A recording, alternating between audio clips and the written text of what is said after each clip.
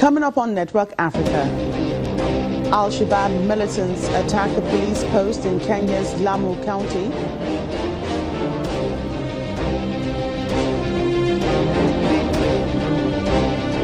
Thieves break into South Africa's police headquarters in Pretoria, making off with hard drives and other computer equipment.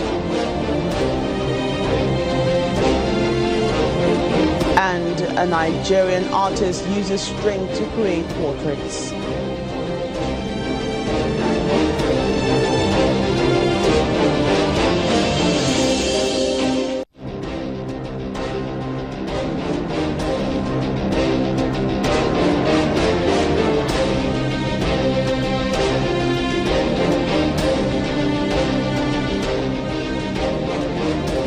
Hello and welcome to the program. I'm Joke Rogers. Suspected Al-Shabaab militants have attacked a police post in Kenya's coastal town of Lamu near the Somalia border. A combined team of Kenyan security forces responded swiftly to the violence following a tip-off of a potential attack in the area. A fierce exchange of gunfire lasted several hours and a communication mast was destroyed, making it hard to get accurate information. Al-Shabaab militants are yet to comment on the attack, and there are no details about any casualties.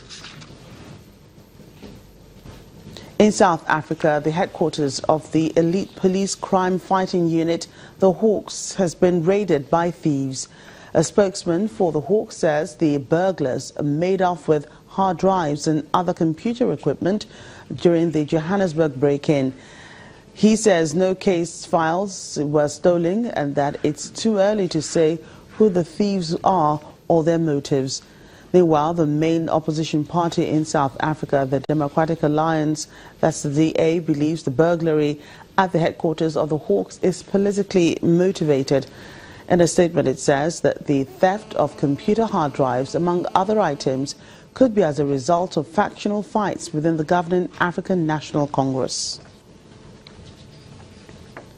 Meanwhile, the ANC has indicated that it still plans to withdraw South Africa from the International Criminal Court, the ICC, on the last day of its policy conference in Johannesburg. The ICC is due to announce tomorrow whether South Africa broke the law in failing to arrest Sudan's President Omar al-Bashir during a visit to the country in 2015. President al-Bashir is charged with genocide in connection with the conflict in Darfur, charges he dismisses as politically motivated. South Africa's government announced its plan to withdraw from the ICC 2 years ago. It was part of a broader push by some African governments against an institution that they argue is unfairly targeting the continent and its leaders. Since then, South Africa's High Court has ruled that the government had gone about the withdrawal process unconstitutionally, having failed to consult the Parliament about it.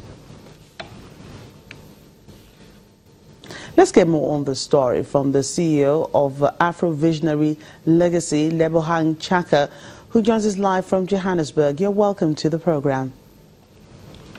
What are South Thank you for having me on the program. All right, you're welcome. What are South Africans saying about the ANC's determination to pull the country out of the ICC?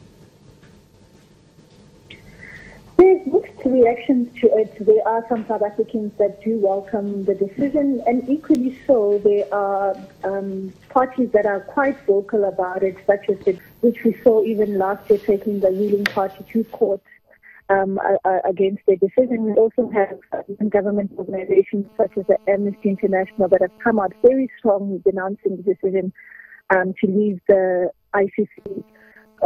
However, we also noticed that there is also a view that the government has been involved really in leading a process of merging the African Court of Justice and the African Court of Human People Rights under the ANC-led government.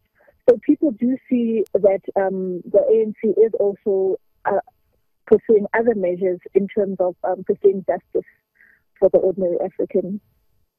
The ICC will rule tomorrow on whether South Africa broke the law in failing to arrest Sudan's President Omar al-Bashir in 2015. Is the government nervous about the outcome of this ruling?